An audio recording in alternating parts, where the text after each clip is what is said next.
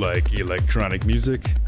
It's all around us today, like the oxygen in the air we breathe, from the top of the pops to the oddest sounds of the underground. But from where and when did it originate? 1980s England? What about 1970s Germany? Could it be 1960s America? 1950s Canada, perhaps? Surely no earlier than 1940s Egypt. And yet, here we are.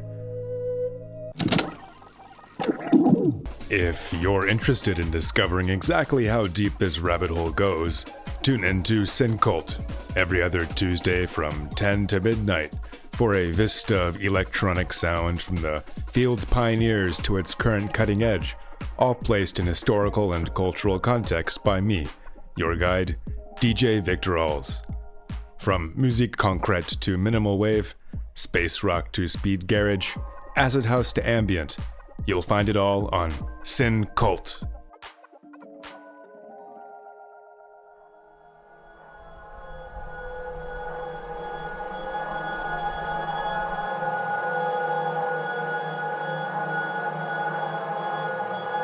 The following program may contain material which could be offensive to some listeners or inappropriate for younger audiences. Listener discretion is advised. Good evening and welcome to a fresh episode of SynKult here on Freeform Portland, on the dial at 90.3 FM and 89.3 FM, and on the web at freeformportland.org or whatever fine purveyor of internet radio you prefer. The bed music you're listening to right now beneath my voice, and which you'll continue to hear on air breaks throughout the show, is from the album Archive in the Wind by Heavy Cloud. I've got some pretty special programming for you all to round out this Tuesday night, including an exclusive interview with the American techno producer and DJ Un, which you'll hear on hour 2 of the show. To begin, some transfixing contemporary electroacoustic music by Joseph Branciforte and Joseph Dumoulin, which I believe means of the mill, a French professional surname, I suppose. Anyway, Branciforte is a Grammy Award-winning producer and engineer based in New Jersey. Dumoulin is a Belgian keyboardist, a virtuoso of the Fender Rhodes piano. Their May 2026 album, Iture, began as 5 hours of improvisation in Dumoulin's studio several years ago. Several years later, closer to the present date, Branciforte sculpted and spliced the material into an album. The results are incredible, something that Tyron Grillo, writing for the ECM Records blog, cleverly describes as post-glitch, seemingly in the sense that the album draws from warm electroacoustic textures and analog synthesis rather than digital systems grittily failing and flailing and falling apart, but also for how all the glitch-like studio processing retains a notable fluidity. Grillo continues, writing that, quote, Branciforte approaches from a cerebral vantage, tracing circuitry and signal, while Dumoulin leans into resonance and touch. Their shared immersion in the improvisation suggests a practice that listens as much as it acts. Electroacoustic molecules begin to feel like carriers of a subtler vitality, and what emerges, though rooted in the present, carries a strange immunity to time, end quote. His prose is a bit purple, but it's really difficult to describe music like this. Therefore, let's listen to it. Here's the 4th of 8 numbered tracks from Iture.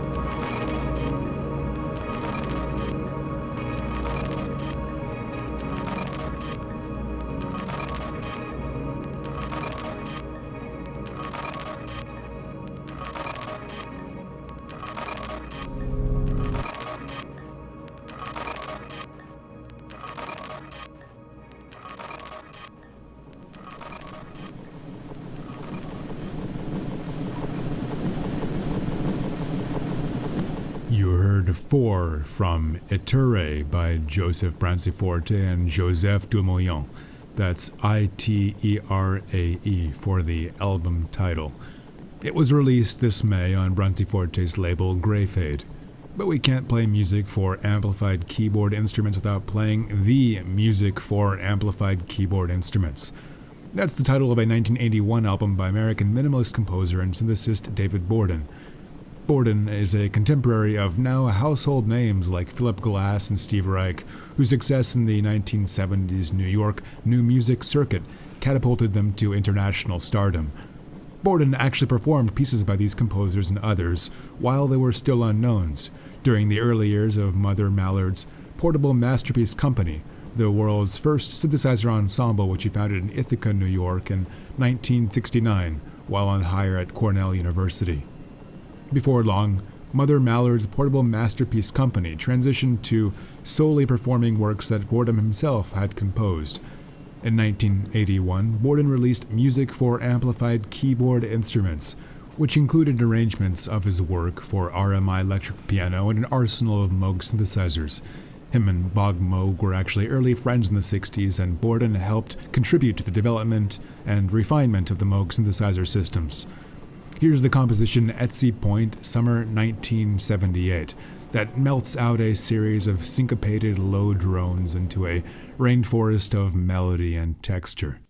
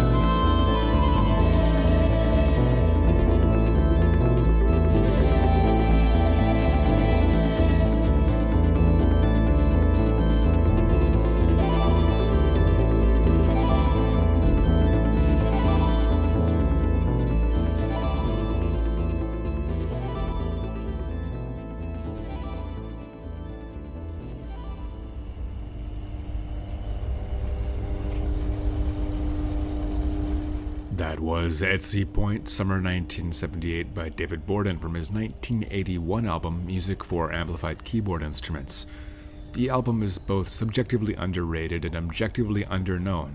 While all the American minimalists dabbled with electroacoustic and computer-controlled playback, none of them have really taken to synthesizers like mallards to water the way David Borden has with his decades-long and first-of-its-kind project, Mother Mallard's Portable Masterpiece Company. Speaking of birds, one of many canaries in the coal mine for the 2020s is a profusion of first-rate audio art about the climate crisis. One of these is a 2021 album by the multimedia artist Jim Haynes, who, as described by his Bandcamp, trades in corrosion, shortwave radio, and tactile noise. In summer 2020, Haynes was approached by Sig Records, who asked him to contribute something for a benefit series, with all proceeds going to numerous organizations supporting causes around racial justice. That was anything but an auspicious time, as we all remember. Soot-streaked Pacific Northwest skies presiding over a long, hot, botched insurrectionary summer, global pandemic and accompanying recession, and yet another presidential election where the voting members of the American proletariat were again allowed to choose their oppressor for the next 4 years, the Orange Monster or the Pale King. When the Sky Burned is about those skies and what continues to transpire beneath them. Here's the title track.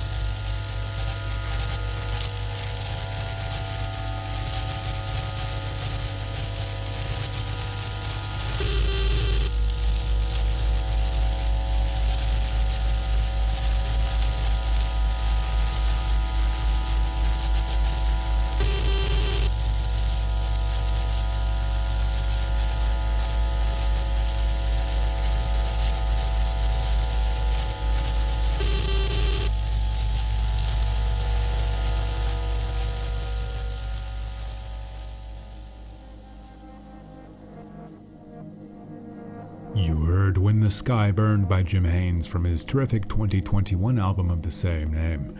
Getting into drum and bass territory next with The Fountain by Blu Mar Ten from 1996, off their first release on Way Out Records. Legend has it, when Chris Marigold was spinning at an unnamed London pirate radio station in 1995, a DTI raid forced the crew to flush their first aid kit, which included 1.5 kilos of ketamine. When Chris recorded the fish near the regional sewage outflow several hours later, these are the sounds the fish were making.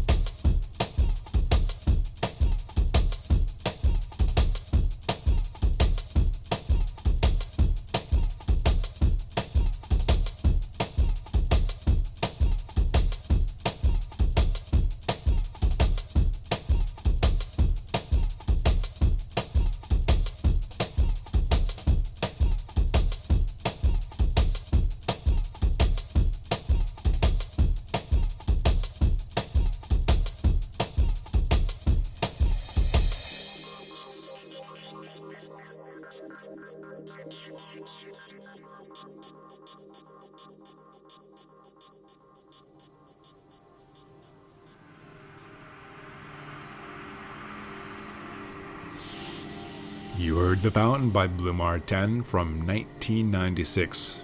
Big up to my buddy Tanya for sending it my way a few weeks ago.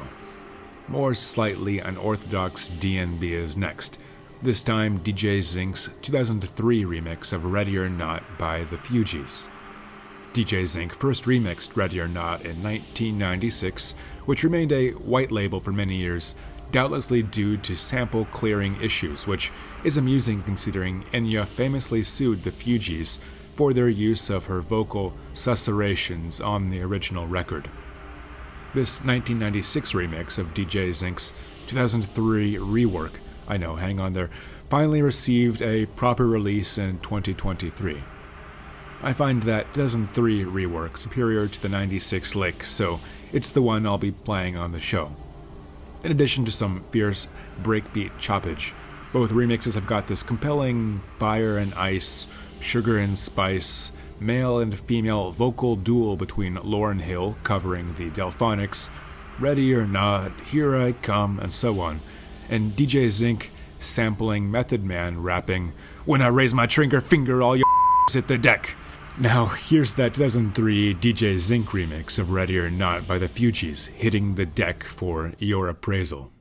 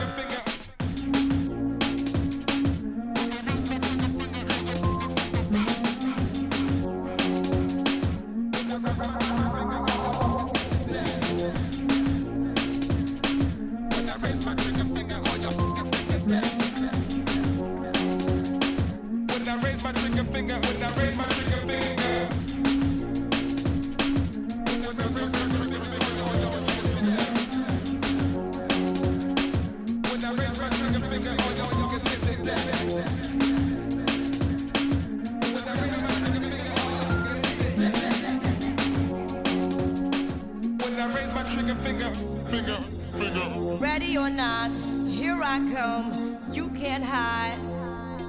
Gonna find you and take it slowly. Ready or not, here I come, you can't hide.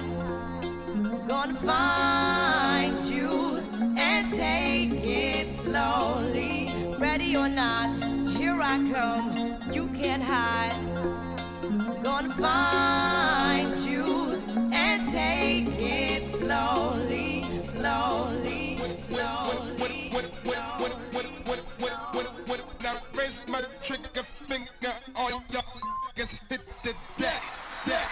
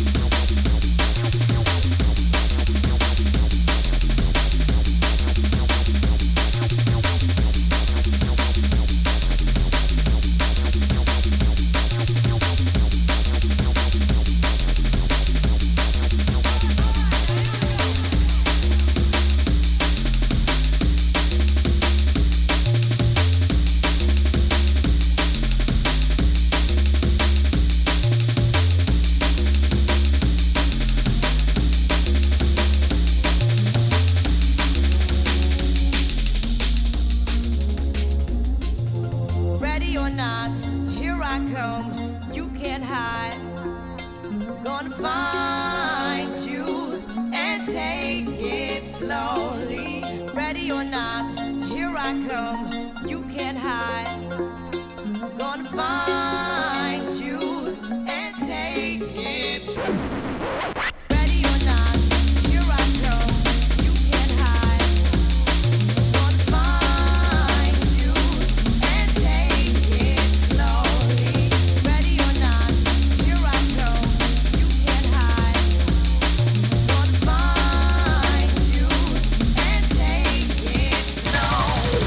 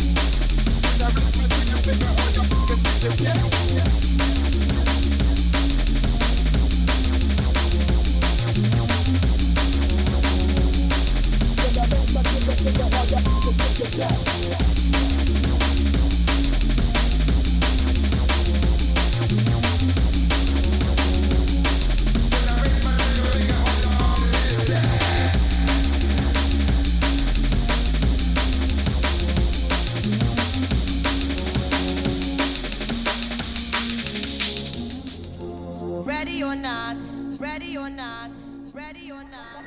Bosque! Hunch! Okay? Yeah! What are you doing?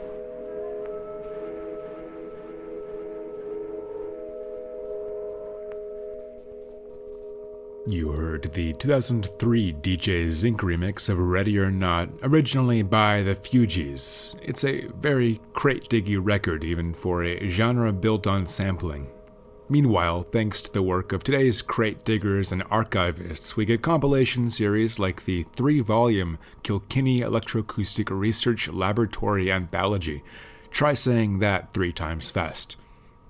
The anthology was painstakingly researched and released on Miyun, a contemporary classical and electroacoustic label based in Kilkenny, Ireland.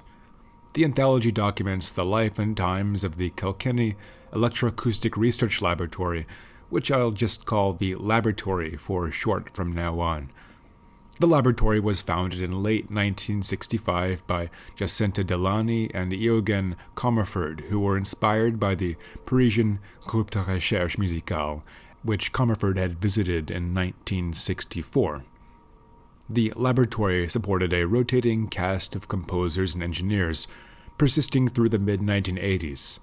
It financed itself through a surprisingly robust mixture of sources: the crew's renowned skill at repairing audio equipment, occasional government art installation contracts and grants, and doing commissioned work, composing jingles for commercials, theme music for public broadcasting, and the like. This upcoming track is from Volume 2 of the compilation and is titled Piece for Amplified Bodily Infrasound and 31 Bodhráns. A bodhrán being a kind of traditional Irish frame drum that I'm probably butchering the pronunciation of. The piece was composed by Helga Hölzel in 1969. The Bandcamp description for the piece says that it, quote, is a fascinating study of the feedback system between performer and space. The realization of the work, which we have included here, we believe is performed by Hölzel herself, and that the recording comes from the Münster premiere of the work, programmed at a concert in New Tupothaus in spring of 1970, end quote. Helga Hölzel left Ireland and the laboratory for Germany a few years later, in part because of ongoing disputes with other laboratory members on the subject of political art. In Germany, she joined the Red Army faction. As of 2021, she was languishing in Swiss prison.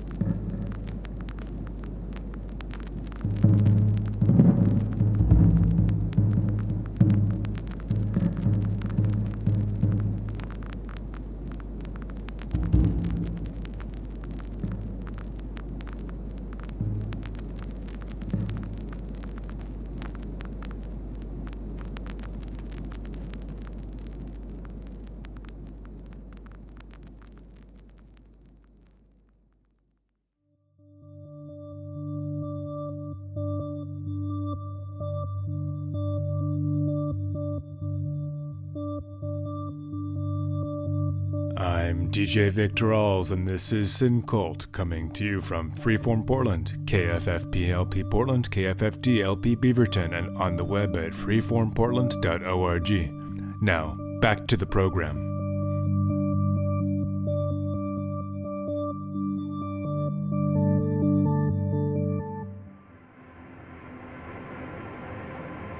That was Piece for Amplified Bodily Infrasound on 31 Bodhráns, composed in 1969 at the Kilkenny Electroacoustic Research Laboratory in Kilkenny, Ireland. As the title suggests, I assume the piece was much more interesting live. Not to say the recorded version is boring, though. Anyway, moving into the techno realm for the rest of this episode of SynKult. French producer Ludovic Navarre is most known for his pristine new jazz work as Saint Germain. Songs like Thank You Mom and Rouge pepper sophisticated, slinky lounge music playlists curated by human and algorithmic hands alike.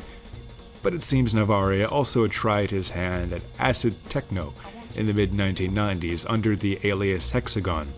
Here's his Burning Trash Floor from the EP of the same name, released on Dutch label Jacks Up Beats, one of the go-to continental labels for acid techno flava at the time.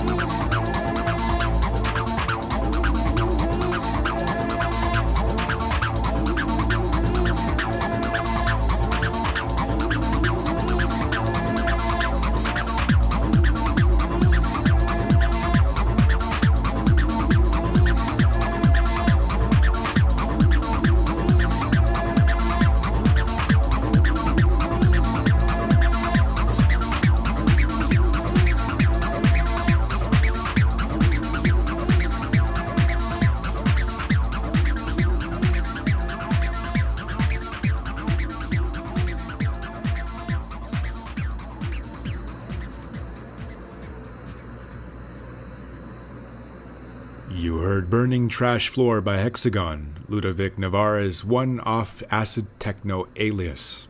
This second block of the show will be an exclusive interview with the Kansas City-born, Detroit-based techno DJ and producer Ryan Maloney, who goes by the nom de guerre Un.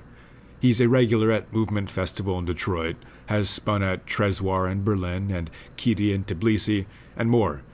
Un also runs imprints Ego, Death, and Modern Cathedrals, the former fronting dance floor-oriented techno, and the latter leaning more towards ambient techno, IDM, and drone recordings. But first, some of his music, beginning with the track Sun Disc from his 2020 This Machine EP.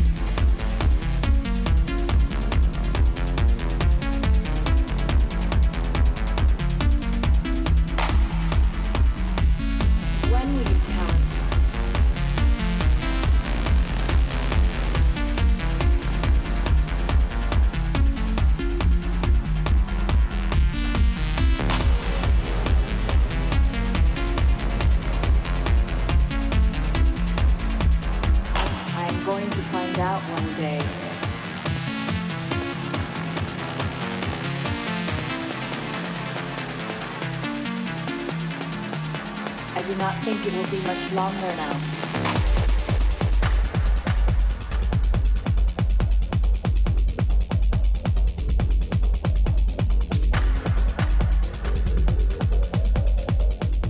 This is Queen's Chamber by Un from his 2026 album Panopticon. Before it you heard The Hidden System, also off of Panopticon, and beginning the mix was Sundisk from Un's 2020 This Machine EP.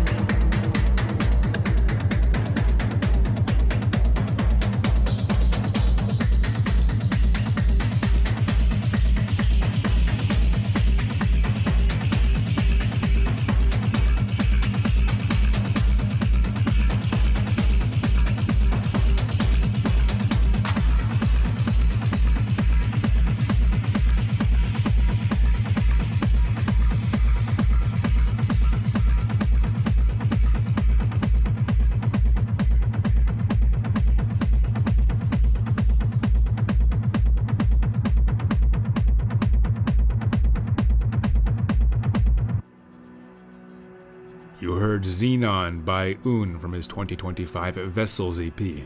Before it was City Dub by Un from his 2014 album Sensory Corridors. And now for an interview with the producer himself. I will warn you, my audio sounds real bad. It was my first time using OBS to conduct an interview. In my hurry to configure the program before my call with Un, I made multiple mistakes. The worst one was keeping my monitor channel on and feeding it into my microphone channel. It sounds like I'm phoning in from the bottom of a grain silo, but thankfully you're here to hear Un speak, not me. It's right? That's how you pronounce it. Un. Un. Yeah, Un. As in zoo, I think you said somewhere on Reddit. Yep. So, the question I used to always start these shows is, what is your earliest musical memory? My earliest musical memory, wow. So I think that would probably be, and I'm also really into film as well, so this is kind of crossover, but The Wizard of Oz, for sure. Mm-hmm. I remember watching that movie when I was, I don't know how old, maybe 3 or 4, but I think all the music from that is like my first memory of just music in general, which is... I think that's probably a lot of people's, because a lot of people grew up with that movie. But yeah, it's still something I'll watch every couple of years for that reason. For sure. Very formative for a very long time. You mentioned Bolkus Wizard of Oz and being into film.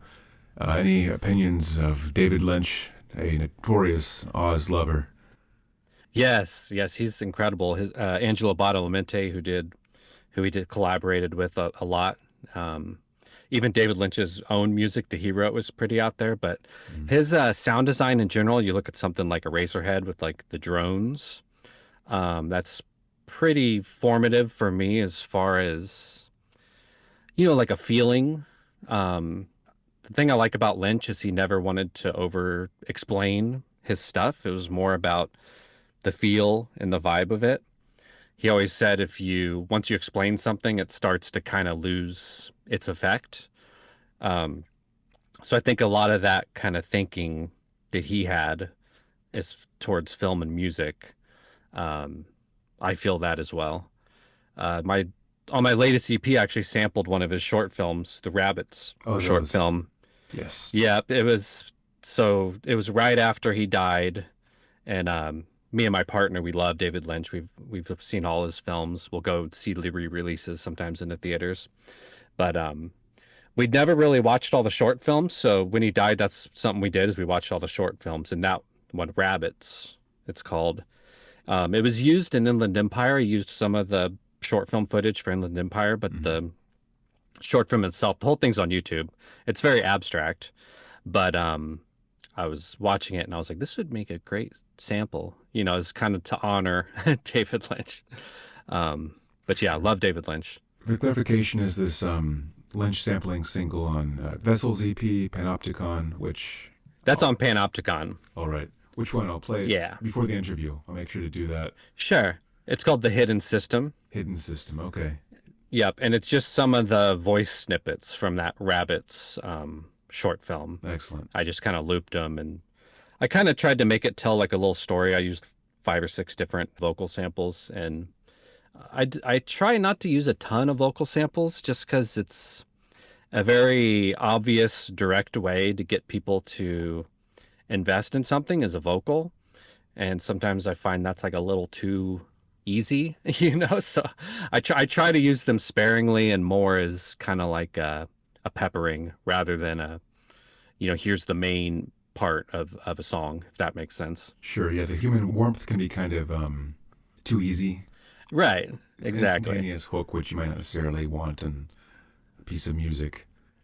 Yeah, it's like the worst thing to me is like when you walk into a club and the DJ's playing a track and it's like techno. It's like saying techno and stuff over and over. It's like, yes. It's like... Or these days, Yannis Varoufakis. Oh, yeah. That bit. Anyway, I have the sampling, the techno feudalism thing. Yes. Yeah. Very silly concept, in my opinion. That's a different conversation for a different podcast. Yeah. Anyway, sure. What introduced you to techno? Techno, to me, I think it was I was thinking about this, and it's a weird entry point, but it's a big part of my past, as I was a huge gamer.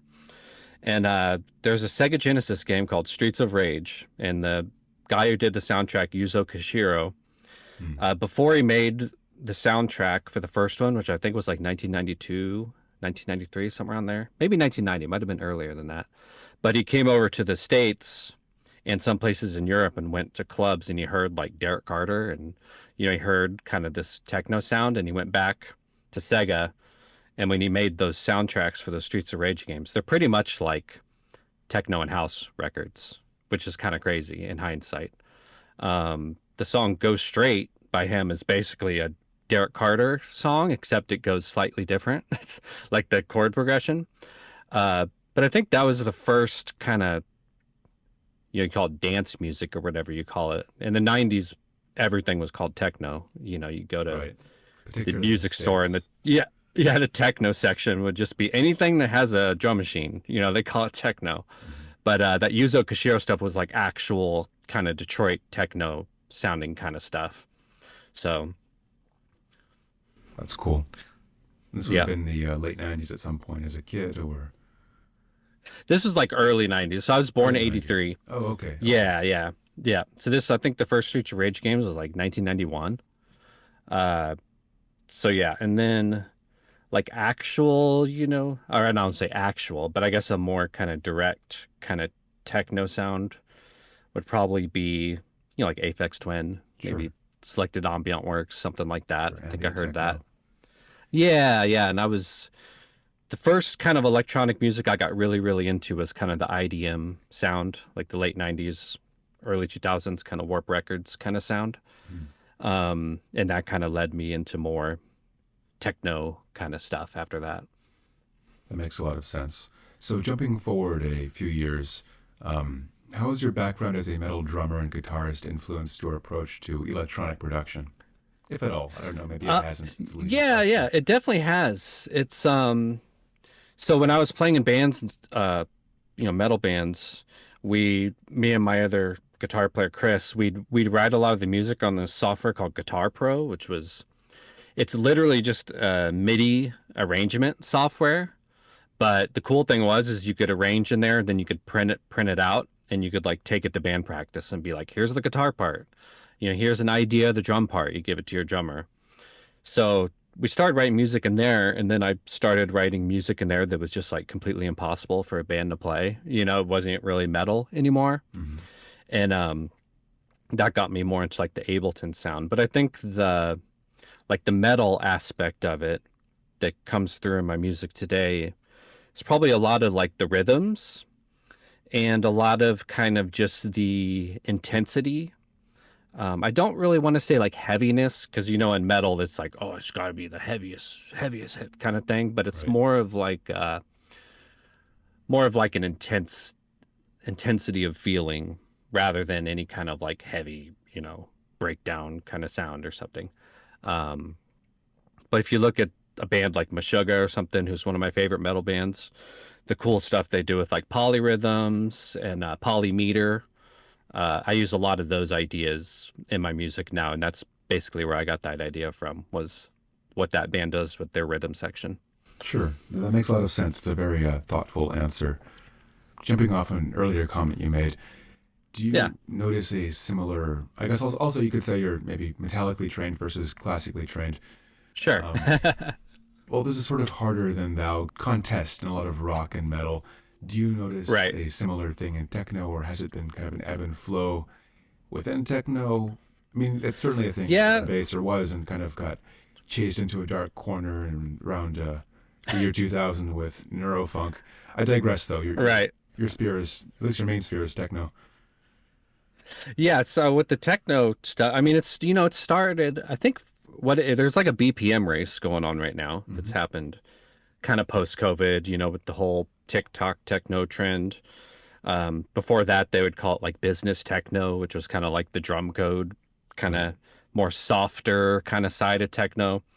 But there is kind of like a BPM arms race with the TikTok techno, but I think that's kind of fading now. It's, I don't know how familiar you are with that kind of stuff, but it was just post COVID, like young kids were just looking for like the craziest, fastest, whatever. And it's pretty much just pop music, because it always has a big pop vocal. It has like a big drop, closer to like EDM than anything techno. It just happens to have like a 4/4 kick and a hi-hat. But yeah, the heaviness aspect of it, I don't find there's a lot of stuff that's kind of sounding like that these days. There used to be more of it, kind of like a slower, kind of sludgier kind of techno stuff, like Shed and, maybe artists like that. But I feel like you don't really hear a lot of that now. It's more of like the hard groove, kind of more minimal, more just drums with maybe a little accent here and there, but there's not a lot of heavy, imposing kind of synth sound kind of stuff in my experience. And that's kind of what I kind of tend to drift towards more and more these days. Sure, that makes sense. I don't know if that answers your question. No, it does. That's useful. I think the listeners will appreciate it. Touching back, you mentioned EDM. To my understanding, you started producing techno in 2010. Now, this was the midst of the EDM boom in the United States. What was your perception of this boom when it was happening, as someone who's been keyed into electronic music since the 90s and DJing since the 2000s? Yeah, it was, there's a part of it where you're like, okay, great. All these young, it's mostly kids who are getting into it or listening to electronic music, and it has some semblance to what it's came from, which is more traditional, like house and techno kind of stuff. I try not to be, when I was younger, I was very much a music kind of elitist and very judgmental. And then still, it's hard to get that out of you completely, but I try to be a little more understanding of, people are just coming to this, they're new. You try to hope that they'll dig a little deeper, once they scratch the surface of the EDM thing. But to me personally, honestly, it really had nothing to do with why I'm drawn to that kind of music, which is it's a more subdued feeling. It's not about going out and taking a bunch of pictures and doing all this kind of stuff and being super flashy. It's more about just going into a dark room and forgetting about everything for a while with your friends and hanging out and not having to worry about, people taking pictures of you or popularity contest kind of stuff. But I mean, it feels like the EDM boom kind of stuff it's still around. It's just not quite as omnipresent. Maybe I just don't pay attention to it as much. But I think that's how I looked at it, as I was hopeful that it might introduce people to that world and that they might dig a little deeper, once they get tired of the surface level EDM thing. Yeah, I'm sure some did. So some just kind of dropped out because they had kids and they'd go to shows. Right. Follow up to that, did the boom touch the American techno scene less than, say, house or dubstep? Your impression? I think, yeah, in my experience it did, because, the dubstep was kind of everywhere, mid-2000s to mid-2010s was like, and when I say dub, I mean like kind of like the bro steppy kind of stuff. Yes. The UK dubstep, I loved that sound. Like that was like after I got into techno, in mid 2000s, I was into like compact records, kind of that type of stuff, German techno. And then I got super into dubstep, and then of course that turned into bro step. It was kind of interesting because that was the time when I kind of had my DJ residencies here in Kansas City, and I'd be playing, every Wednesday night, every Friday night at specific places, open to close. And they weren't the type of places where you're going to play this super deep set and you're going to like play all this, it was kind of like you had to play to the crowd a little bit because that was the understanding. So what I would typically do is I would play, some stuff people knew, and then I'd play some super deep, UK dubstep kind of stuff mixed with it and try to do it that way.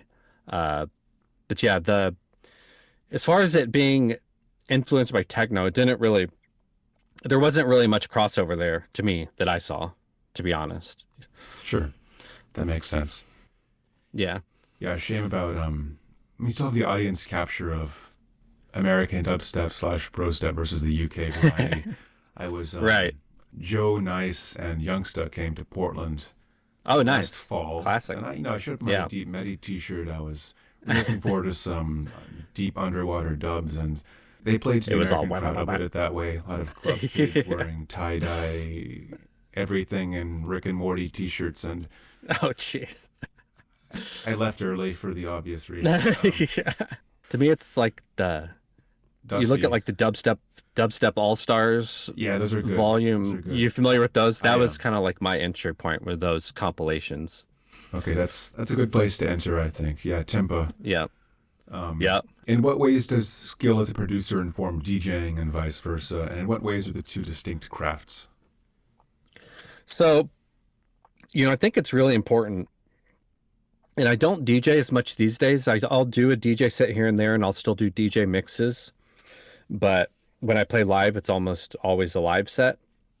But I think those years and years and years of DJing, it really helps you to understand, if you're going to make an EP or make a track that you want DJs to play, or that's your hope, that it's going to fit into a DJ set, you kind of have to understand the way they work with tracks, especially with techno, where you're typically working with 3 decks, 2 to 4 decks, I would say. So I think understanding how the tracks flow and how they can mix together is pretty important and kind of influence the way I write music. I want to, if I drag this track into a CDJ, am I going to know, is it going to be kind of intuitive what to do with it and how to mix it with stuff? And I think the production side, it kind of, it's usually when I DJ, or when I used to DJ more, I would think about like, it'd be great if I had a track that kind of had this element to go right here, and I'd make a mental note of it.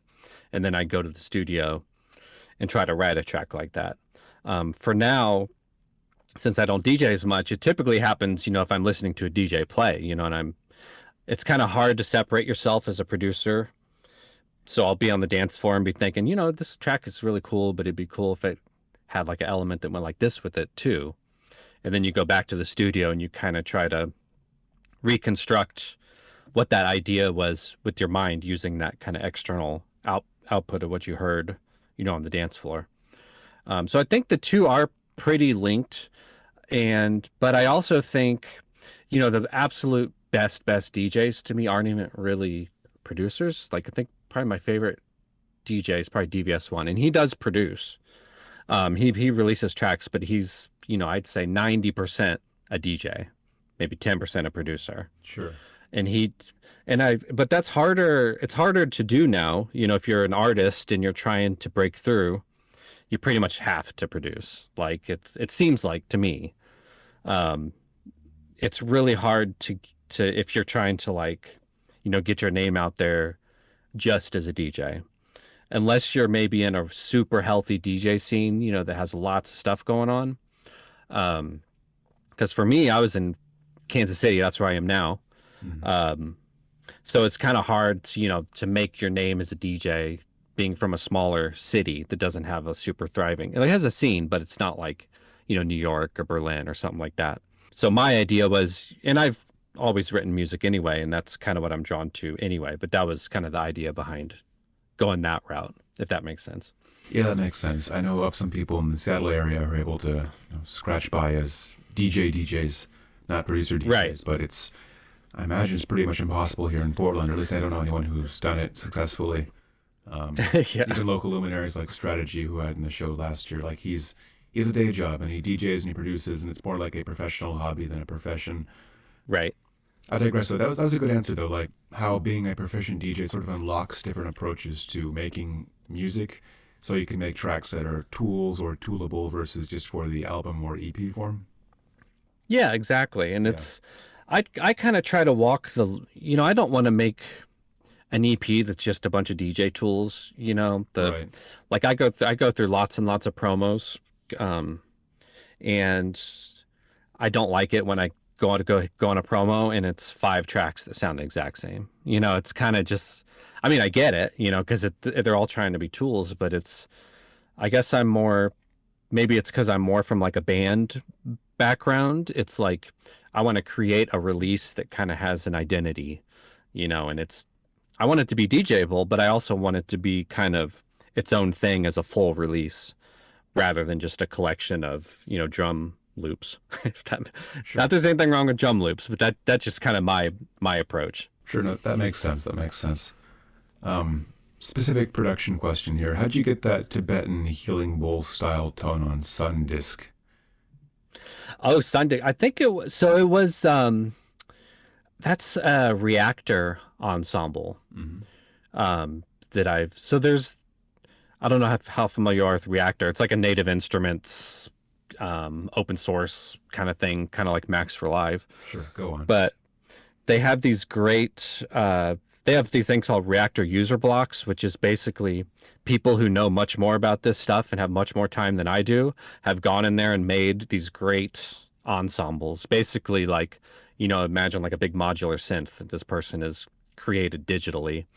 And then they share them on there for free and you can download them. And I like to get those and use them kind of as a starting point because I don't know enough about it to build my own, like I said, and there's only so much time in the day. Like I probably could, it's just I don't want to spend the time doing that. So I like using what they've created as a starting point and then just kind of tweaking it and finding sounds. So I'm pretty sure that's what that was, is one of those Reactor ensembles. What made you decide to go pro in 2017? And is there anything you know now that you wish you'd known then? Besides COVID, sure. So it was, of course. Yeah, that was the big one. So yeah, it was kind of like a turning point in my life. It was kind of like a now or never kind of moment, I'd say. I was in my early 30s and I was at a pretty good point in my life. I'd saved up some money. I had a friend who was also looking to move somewhere. So we're like, let's just move to Detroit, see what happens. I'd been to Detroit for movement like 6 years in a row at that point. So I knew a lot of people there. I'd already played there. I kind of, I was acquainted with the scene already. The cost of living there was comparable to Kansas City, so I knew I could make it on an artist income for a while at least. So that was kind of the decision behind it. And I'd been doing the Oon project for like 7 years at that point. I was getting some releases on bigger labels. I was getting booked a little more. So I looked at the financials of it and I was like, I could at least do this for a few years and, at least I won't look back and say, damn, I wish I would have done that. I wish I would have given it a shot. So I definitely don't regret it. And it was, I think it was a good decision. The COVID thing definitely, it was a big impact on why I'm not, a full-time artist anymore. I was kind of on the rise before COVID happened. When COVID happened, I had like the most bookings on my calendar that I'd ever had ever. And then I had to cancel all those. And by the time lockdowns lifted, as you know, the scene kind of did a reset and I had spent so much time and effort to get to where I was. And I think I was just a little overwhelmed at the aspect of starting over kind of thing. And I was successful after COVID still. I just didn't have that kind of fire that I had pre to get out there and, do everything. I was also a little older and I'd been with my partner, who's still my partner now, for a few years at that point. And I was looking at, I don't have any money for retirement. I don't have any savings. I don't have any of this stuff. And so I was like, maybe it's time to shift gears a bit. But yeah. Yeah, COVID really did a number on so much that is live music. Absolutely. Right. The only, figurative casualty there. There are plenty of literal casualties. Oh yeah, people have way worse situations with COVID. So I'm not trying to sound like by that. To be clear, I was just yeah. The word that came to my tongue is like I want to qualify that afterwards, so it doesn't sound like I'm being absolutely light on COVID. Any favorite touring experiences or anecdotes? Yeah, so I think my favorite Favorite place I ever played is definitely Tbilisi in Georgia. I played at Kitty Club there twice, and that was like the furthest geographically I've ever been, where I'm from. So it kind of felt like a different world. It doesn't even feel like Europe, really. It has a different kind of feeling, because it's like an old Soviet state, right? Right. And now they're independent. But just that country in general and like the people there, really lovely. The food's amazing. That's probably my favorite place I've ever played. But what I used to do is about 2 times a year I go to Berlin and stay for about 2 weeks, and I'd pick up 3 or 4 gigs around Europe, and just kind of use Berlin as a jumping off point. So yeah, I love Berlin. It's a great place to spend any amount of time, especially if you're into this kind of music, Right. or just like music, art, anything. It's just a great city to just spend, a month in, you know what I mean? Right. So kind of making it half work, half vacation in a way. Exactly. Yeah. And it's so many artists and musicians live there. So many like label people live there. So I would use it as a way to network. I'd say, hey, I'm in Berlin, let's meet up. And people are usually willing to do that. That's how I made a lot of my connections. And I think that's the best way to do it, is if you want to be a part of a scene or something, you have to show up, right? It's just like a local scene. If you want to play at the party, you better be going to the party, not just saying, hey, you should book me on your party, and they've never seen you before. It's much harder to ignore an email, much easier to ignore an email rather than somebody in front of you talking to you who's actually quite Right. nice and charming, Absolutely. Yeah. It's not just another spam blast email or whatever. Yes. Actually, I was meaning to ask about Tbilisi. I know nothing about the Georgian techno scene. What is it like there? Yeah. So there's 2 big clubs there. There's Kitty and there's Bassiani. And it's kind of like the type of thing where if you play at Kitty, you're not going to play at Bassiani. And if you play at Bassiani, you're not going to play at Kitty. I don't think there's beef. It's just kind of like there's a similar thing in Berlin where I don't think it's as much these days, but it used to be like if you play at Tresor, you're not going to be playing at Berghain and vice versa. Sure. They're each kind of their own kind of independent scenes within the scene kind of thing.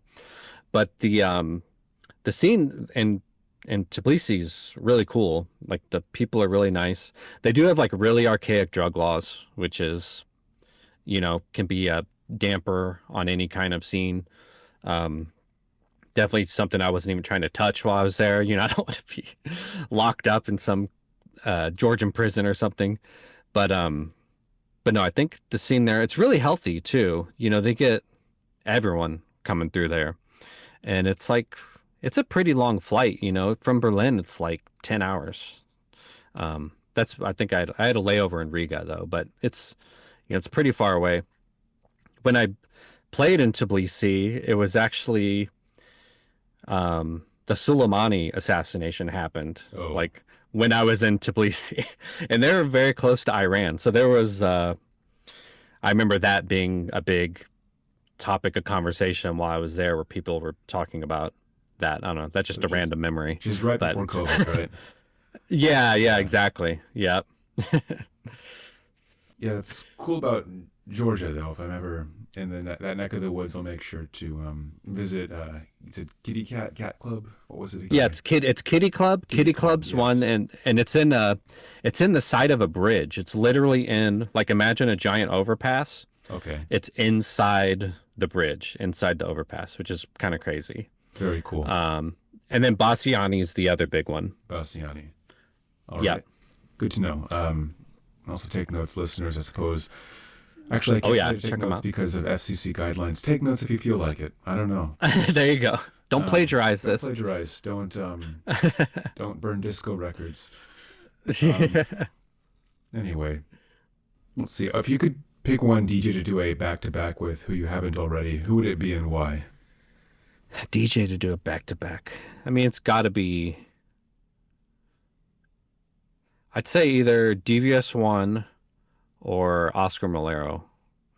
Those are probably my 2 top guys. I don't know Oscar Mulero, actually. What's the scoop Yeah. there? So he's a Spanish DJ, and he has this label called Pole Group, and it's kind of like it's got a lot of kind of distortion and white noise and intensity and more almost abstract sometimes with the type of stuff that they put out. They call it like the Spanish sound, but I kind of love that kind of intense, sometimes there's not even drums. It's just like kind of weird. And it's always has a pulse to it, but it's very, like abstract. So the way that he mixes elements together, 3-4 decks kind of thing, it's similar to DVS1. DVS1's more stripped back. But yeah, those two guys are top to me. Yeah, check out Oscar Mulero. He's the man. Where do you think techno has left to go in the year 2026? 2026. So the future, of course, no pressure. yeah, I think it's all about techno. It's you're working within kind of like a rigid kind of structure.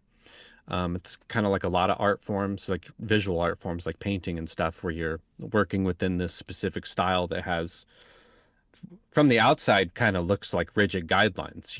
Like there's always this kick drum and there's always these drum parts. But working within that to find new and interesting kind of ideas and rhythms. So to me, that's what techno is all about, kind of, and that kind of how that affects people's bodies, in space on a dance floor. I think there's just unlimited amount of, rhythms and stuff that we can find within that framework. But yeah, it's a pretty good answer, I think. But not at 145 plus BPM for right. No, it's hopefully. Like, yeah, when it gets that fast, there's what happened. There's no space between the kick drums, right? Like to me, 140's the fastest I'll go, because once you go above 140, there's no space between the kicks to kind of have all this other stuff going on. It's just kick, just sure, just just a kick relentless, drum. Exactly. Unless you're going broken beat, which I'll do some broken beat kicks, Sure. then you can go, that's why 160 works, right? But sure. But yeah, 145, 4 on the floor techno, it gets it's like fatiguing. That's the whole post-COVID TikTok techno thing. It's like you don't want to walk into a club. Okay, you walk into a club and they're playing that. It might sound cool for like 5 minutes, and then you're like, wow, I'm like tired. Yeah, it's like, yeah, exactly. It takes a toll on you. Sure. Actually, this is I'm literally asking for a friend here, because a friend who DJs significantly more than I do. I like make mixes for radio. Sure. Who's having a hard time filling the gap between like 140 and 160. When I guess the upper end of techno and jungle or footwork, right? How do you fill that gap? Do you notice there's a gap there, or is it just something that my friend is missing? To me, I actually have the perfect thing that would fit in that gap. So Samurai Music, they're a drum and bass label, but they have a sub label called Horo, Horo. Horo. And it's Horo, and it's kind of like it's the mix, or it's the medium between like drum and bass and techno. So I would say like the elements of it sound like techno, but then the BPM of it's more akin to drum and bass. So you'll get like half-timey kind of stuff, but I love that label. It's great. And Samurai Music is great too, but it's kind of more traditional drum and bass. It's kind of like a dark drum and bass.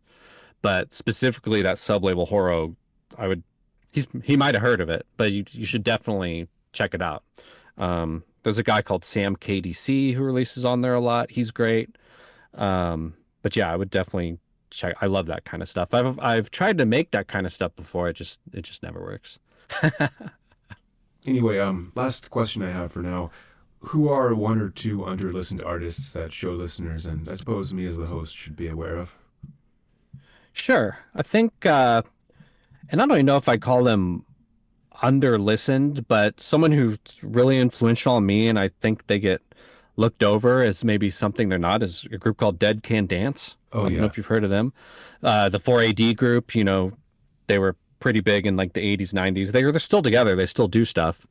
But like they started kind of post-punk, and then they got into this weird, I guess you'd call it like world music, whatever that means. New age. Not much. Right. New age adjacent kind of stuff. But, Lisa Gerrard, of course, incredible vocalist. But I think what they do with rhythms, kind of what I was talking about with metal, just kind of what they do rhythmically and with drones, like their kind of synth drone kind of stuff is really cool. And I think has a lot of crossover with techno kind of stuff. The Queen's Chamber on my most recent EP, I have a track called Queen's Chamber that's very influenced by them and like the synth department. So yeah, if you haven't heard them, definitely check them out. I would just start from the beginning and work through it because their catalog kind of makes sense in chronological order. But then the second I think would be BMG from Detroit. He's part of the Interdimensional Transmissions crew. They do, over Movement Weekend, they do like a big party at Tangent Gallery. And they've kind of created their own kind of festival within Movement. But when I lived in Detroit, BMG would always be, he pretty much always opened their parties.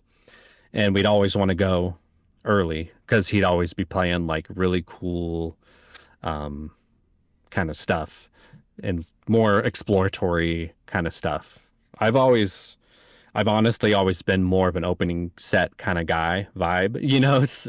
If I'm at a club, I love kind of the opening set feel of, people kind of streaming in and being like, oh, what's this? And Yes.